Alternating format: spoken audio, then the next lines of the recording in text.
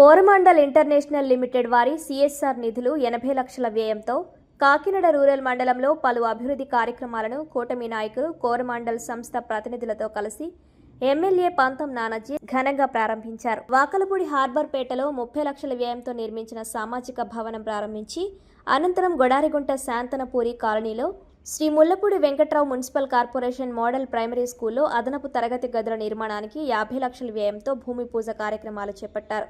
ఈ సందర్భంగా ఆయన మాట్లాడుతూ హార్బర్పేటలో 30 లక్షలతో సామాజిక భవనం, అలాగే గొడారిగుంట శాంతనపూరి కాలనీలో గల Shri Mullapudi Venkatrao municipal corporation model primary స్కూల్లో విద్యార్థులకు అదనపు తరగతి గదులను నిర్మించేందుకు 50 లక్షలు వెచ్చించడం హర్షణీయమన్నారు.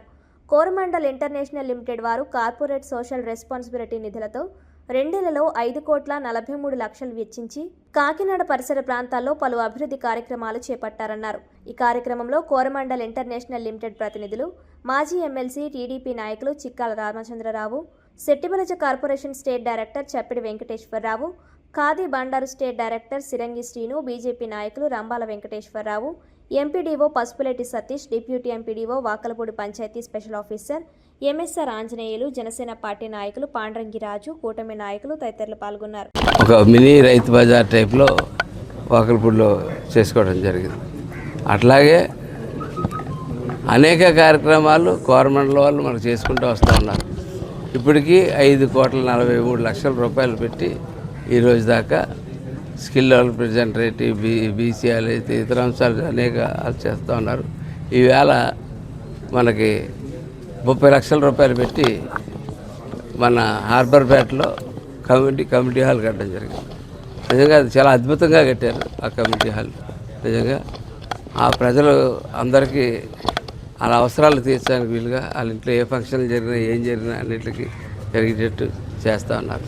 ఆ రోడ్డు గవర్నమెంట్ నుంచి మనకి మన హార్బర్పేటకి వెళ్ళి రోడ్డు దాన్ని పునర్నిర్మాణం చేసి పక్కన ఫెన్సింగ్ వేసి చాలా అందంగా తీర్చిదిద్దడం జరిగింది.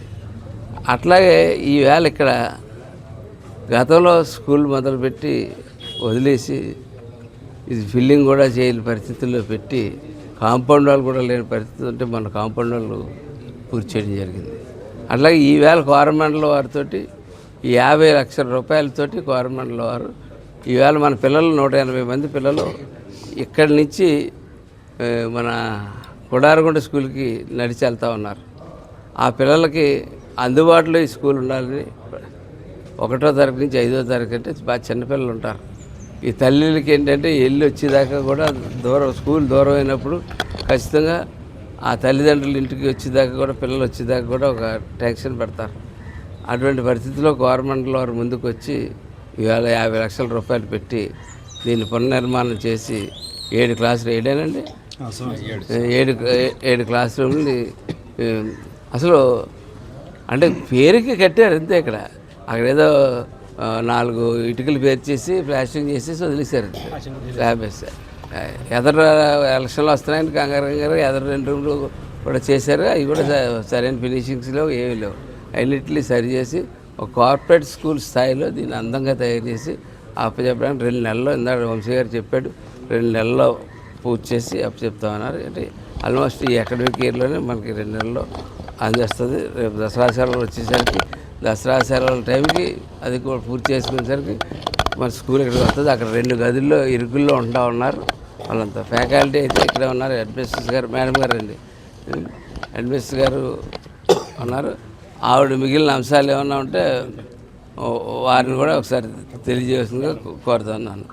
It is a very good day for us to contribute in this society's school development. This request was given by our Pantam Sri Venkateshwar Rao, our rural MLA, and this was also initiated by our collector.